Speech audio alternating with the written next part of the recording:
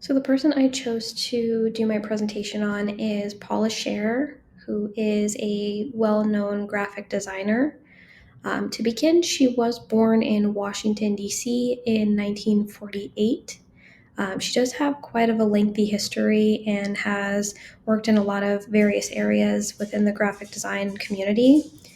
To start here, she had first started working with CBS Records, where she was able to get her foot in the door, but she wasn't really able to use a lot of her own creativity.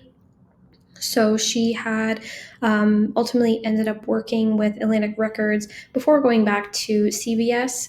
But for that period of time, she was able to create all of these record labels or record covers, rather, which you can see here. So, quite a lot of variety. She actually designed over 100 album covers for different artists, like Leonard Bernstein, Roger Dean, just to name a few. And actually, some of these have received Grammy nominations.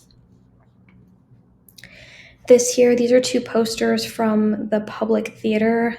This theater is located in New York City. She actually had created these while working in the office, the Pentagram. She had been working there. She is actually still currently working there, but she has worked there since the 90s.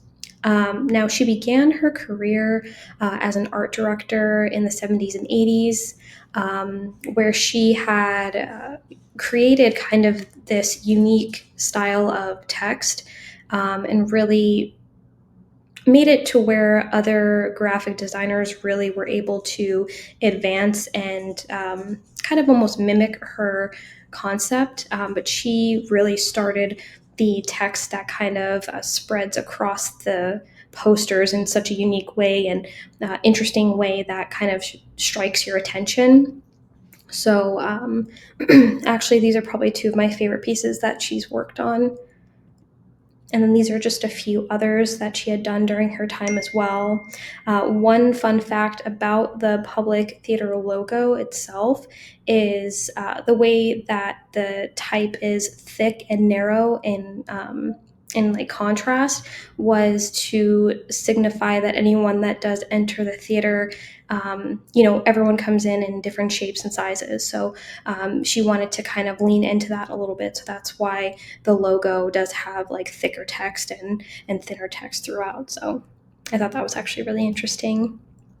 Now, this here is like her own private work that she does off to the side, where it doesn't require a lot of like client work. This is more of her own creative freedom.